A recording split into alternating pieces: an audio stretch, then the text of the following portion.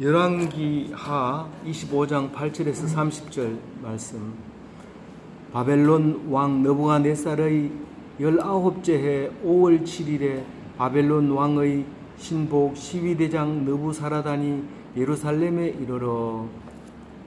오늘 읽은 말씀은 열왕기하의 마지막입니다. 열왕기하의 마지막은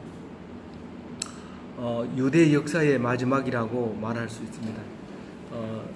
뒤에 역사도 포로로 되어 갔다가 돌아온 역사도 있지만 사실 그보다 더 중요한 것은 어떻게 망했느냐, 언제 망했느냐, 망할 때 어땠느냐, 이제 거기에 관심사인데, 그렇게 생각하면 오늘 읽은 말씀은 망하고 난 뒤에, 다시 말해서 마지막인 시드기야 왕이 마지막으로 눈알이 뽑히고 바벨론으로 끌려간 그 마지막, 그 다음이 어떻게 됐느냐가 오늘 읽은 말씀인데, 이 오늘 읽은 말씀이 이 열왕기하의 마무리였고 유대 역사의 마무리였습니다. 물론 이제 역대기에서 다시 기록함으로써 창세기부터 다시 열왕기하까지 다시 기록한 것이 역대기인데, 그 역대기를 기록하면서 더 자세하게 기록하기도 하고 필요 없는 건 빼기도 하고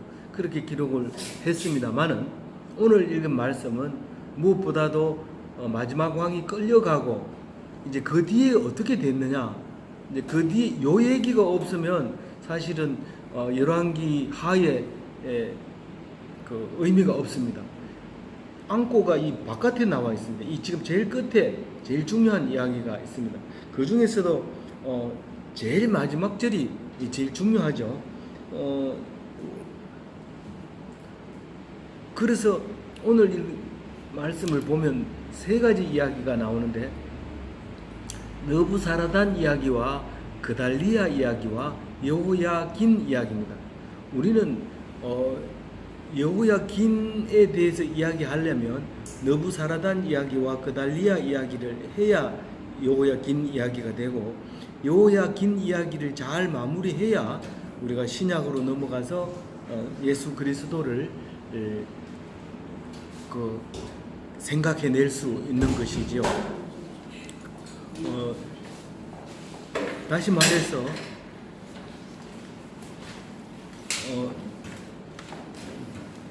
예수 그리스도의 조상의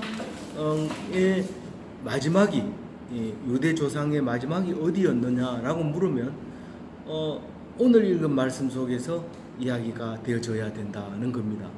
그러니까 느부사라단이라는 사람은 바벨론 사람이죠. 바벨론 느부갓네살이 보낸 사람이에요. 바벨론 느부갓네살이 보낸 사람인데, 이제 마지막 유다 왕까지 다 끌고 갔으면, 또 사람까지 다 끌고 갔으면 뭐 여기는 그냥 초토화시키게 내버려둬도 될 텐데, 거긴 그렇게 놔두면 안 되죠. 그래서 이제 이삭 죽기 하러 보냅니다. 이 느부갓네살이 느부사라단에게 여기 가가지고 뒷 마무리 다 하고 와라. 그렇게 했을 때 느부사라단을 우리가 뭐라고 하냐면 시위대장이라고 얘기하는데, 지금 말하자면 뭐 국방부 장관인지 그건 좀 너무 높은지 모르지만 뭐 육군참모총장이든지 뭐 누구 제일 높은 사람을 이제 바벨론에서 이제 파견 받아가지고 군대를 이끌고 이제 유다로 왔습니다. 그때가 19째 해 5월 7일이라고 얘기하는데, 느부갓네살이 19년 통치하고 그 달 5월 달이라고 말하는 거죠. 그러면 느부갓네살이 언제 등극을 했느냐? 이 첫 번째 바벨론의 첫 번째 왕이 느부갓네살이거든요. 그래서 느부갓네살이 원년이 언제냐면 여호야김 3년이라고 얘기를 합니다.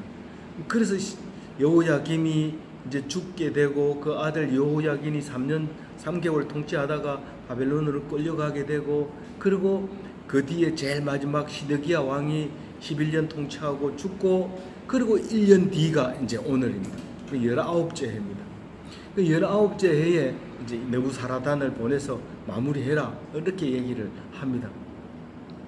그러면 이제 느부사라단이 와가지고 성전이 남아 있는 것, 뭐 건재하고 있는 건 다 불질러 버리고, 왕궁에 뭐 어디 창고가 남았든지 아니면 뭐 전각이 남았든지 그러면 그거 다 불을 지르고, 그리고 여기는 좀 저기 높은 사람이 살았는데 좀 뭐 36칸입니다. 그러면 그거 다 태우고, 이제 그랬던 이제 시위대장의 그 불태운 이야기가 이제 9절에 나오죠.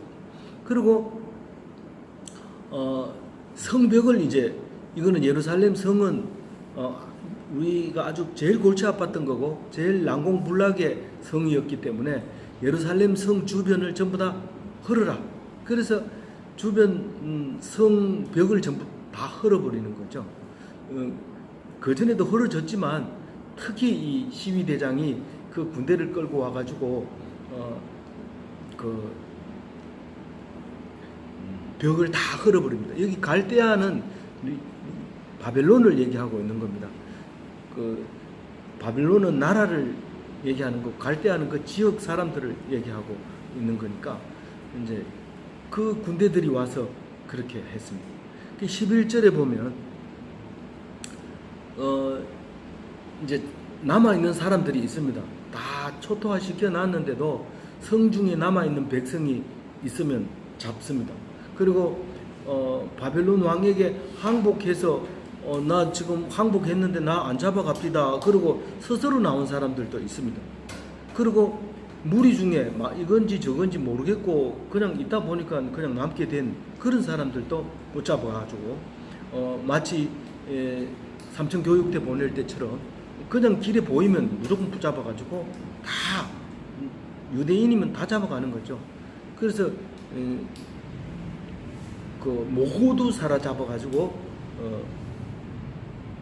거기에 남아 있는 사람이 있어요. 그런데 뭐가 있냐면 이제 눈이 어두운 사람, 다리 저는 사람, 남들 보기에 아주 기분 나쁜 사람이라든가 또 데리고 갈 수 없다든가 이렇게 형편없는 비천한 사람들만 남겨놓고 너 이거 포도밭 잘 지켜, 그러고 또 니는 일할 수 있으니까 이거 잘 갖고, 그렇게 해놓고 갔다는 거예요. 그 12절 얘기가 그 얘기죠. 그러면서 13절에 보면 이제 그래도 남은 부스러기들이 있습니다. 다 태우지 않고 남은 게 있는데 그게 뭐냐면 성전의 놋기둥이 높이가 얼마라고 합니까? 여기 뒤에 17절에 나오지만 9m가 돼요. 9m. 이게 이제 열왕기 상에 보면 솔로몬 성전 지을 때 규격이 다 나옵니다. 그 있는 건데 마지막으로 이제 그게 얼마나 큰 규모라는 걸 다시 얘기하죠. 그 두 기둥을 전부 놋으로 만들어져 있어요. 그래서 그 놋의 그 엄청 큰 거를 가지고 갔다는 얘기를 지금 13절에 하죠. 그 놋기둥을 밑에 받치는 것도 놋으로 되어 있고 그 기둥 머리를 이렇게 장식한 것도 캡스톤 디자인 하는데 그게 바로 이게 기둥 머리를 이렇게 디자인하는 거죠. 원래 의미가 그런 그 기술자들이 그렇게 만들었는 그거를 이제 가지고 갔고, 또 놋바다라고 해가지고 물두멍을 말하는 건데 엄청 크니까 물두멍이라고 말하기보다는 바다라고 이름을 붙였는데 실제로 이 높이가 사람이 보통 사람 키 가지고는 절대로 그 바다의 안에 있는 물을 볼 수 없습니다. 높아가지고. 그래서 다른 걸 이제 놓고 올라가서 물을 떠내야 될 정도로 큰 이제 그 물통이 되는 거죠. 그 중국의 고궁에 가면 이렇게 물통이 이렇게 되어 있는데 그거는 뭐 크지를 않습니다. 그 물통이 바로 다른 게 아니라 이제 화재가 났을 때 그 물을 퍼다가 소화를 하기 위해서 있는 건데 그거를 금으로 전부 입혀놨죠. 그 중국도 그랬지만 여기도 이제 그래놨죠. 그래서 나라가 망하면 그걸 전부 벗겨가느라고 색깔이 달라져 있는 것을 볼 수 있는데 이때는 너무 크니까 이거를 그냥 못 가지고 갑니다. 다 부셔서 가지고 가는데 여기서는 이제 깨뜨려서 바벨론으로 가져갔더라. 덩치가 크니까 다 깨서 조각을 내서 다른 데 담아서 그걸 이제 싣고 마차에 싣고 이렇게 가겠죠. 그리고 14절에 보면 가마들, 이제 그 가마솥을 얘기하는 겁니다. 뭐 가마는 왜 필요하죠? 성전에 이 제사를 드리고 남은 희생 제물을 삶아서 먹기도 하고 구워 먹기도 하는데 주로 이제 삶는 게 많을 때 그때 가마들이 필요하고, 부삽, 그다음에 불을 나를 때 부삽, 불집게, 그다음에 숟가락, 섬길 때 쓴 녹그릇, 이런 것들을 다 가지고 갔다. 이 영화나 이 부조나 뭐 이런 데 보면 이 그림이 아주 자세하게 나와 있는 걸 볼 수 있습니다. 유대가 망할 때의 모습을 이제 그렇게 묘사하고 있습니다. 15절에 보면 그 중에서도 이제 특별히 실제로 쓴다기보다가 이제 장식을 위해서 금으로 만든 그릇들이 또 은으로 만든 그릇들이 있는데 이거는 버리지도 않고 전부 그대로 가지고 갔다, 그렇게 얘기하면서 16절에 보면 그 앞에 있던 그 기둥을 또 한번 얘기합니다. 그리고 이 뒤에 와가지고 또 그 기둥의 높이, 17절에 높이와 머리와 머리 크기는 3규빗이니까 한 1.5m, 직경이 높이가 한 1.5m 되는 둥그렇게 만들어서 거물로, 구리로 거물을 만든 다음에 거기다 석류를 쭉 달아가지고 그 장식을 해놓은 건데, 그런 것을 이제 와가지고 또 뜯어가면서 다시 묘사를 하게 되죠. 그 노 때문에 가져가는 거지 뭐 물건을 잘 만들어서 가져가는 게 아니라 그것을 엄청난 양의 노를 가지고 갔다, 그 얘기를 합니다. 그리고 18절에 보면 그 12대장이 대제사장 스라야와 스바냐와 문지기 3사람, 세 사람하고 2사람인 게 5사람이죠. 18절에 5명을 붙잡았다. 이제 뒤에는 다 사람 붙잡는 사람 숫자를 얘기하고 있어요. 지금 5사람 붙잡고 19절에 보면 또 성중에 가서 잡은 사람이 넷이 한 사람인데, 넷이 한 사람을 붙잡았는데 넷이는 군대를 거느리고 있었던 거죠. 그 군대까지 해서 넷이 한 사람 잡았고, 그 다음에 또 누구냐면 시종을 5명이나 잡았어요. 그 왕을 시중 듣던 시종을 5명이나 숨어 있는 걸 잡았어요. 그리고 또 한 사람은 누구냐면 징집관의 서기가 그 아주 중요하죠. 그 기록을 하고 이제 이름을 빼주기도 하고 넣기도 하고 하는 그 서기관 한 사람, 그리고 오다 가다 만난 사람 60명을 잡았어요. 그러니까 도합 얼마입니까? 빨리 계산하면 72명 돼요. 근데 그 중에서 또 이름 안 나오는 그 4시의 종들도 있으니까 그 사람들 모두 포함해서 72명 이상 잡아가지고 어디로 갑니까? 20절에 보면 그걸 끌고 느부갓네살한테를 데리고 가는데, 느부갓네살이 지금 어디 있냐면 하맛 림나에 있어요. 하맛 림나가 어디냐면 바벨론과 가나안 땅 그 경계, 지금 말하면 시리아 내전이 일어나고 있는 알레포라고 하는 곳, 그 부근이 이제 가깝습니다. 자기들 땅에도 가깝고 가나안 땅도 가까우니까 이것을 이제 양쪽을 위해서 거기다 본부를 차려놓고 거기에 느부갓네살이 앉아 있는 거죠. 근데 이 느부사라단이 이 100명 가까운 72명을 데리고 이제 전부 잡아왔습니다. 전부 태웠습니다. 완전 초토화시켰습니다. 이제는 뭐 짐승도 못 삽니다. 그렇게 하면서 남아있는 사람들을 모두 데리고 오고 그 장애자들만 남아가지고 이제 그 있게 하고, 그 사람들을 느부갓네살에게 데리고 갔는데 21절에 느부갓네살이 어떻게 합니까?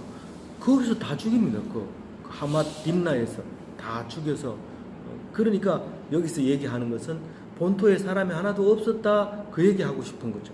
이 성경은 본토에는 유대인들이 하나도 없었다. 그게 이제 마지막 왕이 끌려가고 1년 뒤에 와가지고 청소하고 남은 모습을 지금 보여주고 있습니다. 그런데 이제 성경은 그렇게 해서 더 이상 생각하지 않도록 하는데 그렇게 하지 않아요. 성경은 항상 다 망했다 그래 놓고 몇 명이 살았는데 이렇게 얘기하죠. 마치 미국 영화가 늘 망했는데 한 사람이 이상한 일을 일으켜서 살아남은 영화가 속편이 또 만들어지고 하는 것처럼 이 이야기가 그 22절에 보면 또 이야기가 하나가 남게 되는데 이 이야기가 있어야 이제 예수님의 이야기가 연결이 되집니다.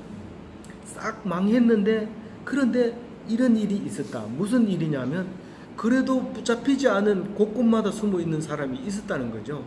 그런데 그것을 위해서 이제 유다 사람 중에서 그달리아라는 사람을 하나 택합니다. 느부갓네살이 네가 혹시 유대 사람들이 모여들거든 네가 대장해라. 내가 임명해 줄게. 모여들거든 네가 대장해라. 그리고 임명을 딱 했다고 소문을 흘리니까 곳곳마다 숨어있던 군대를 거느리고 있던 사람들이 모여듭니다. 여기는 군대 지휘관이라고 얘기를 하고 있죠.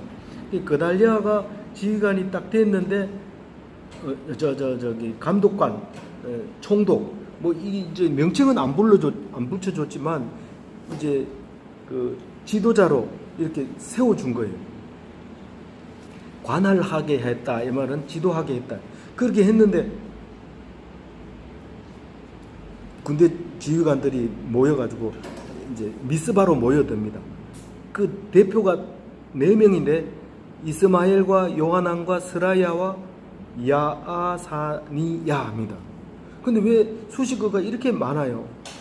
이 사람들이 아주 중요한 정확하게 알고 있었던 그 사람들이기 때문에 이름이 있는 거죠.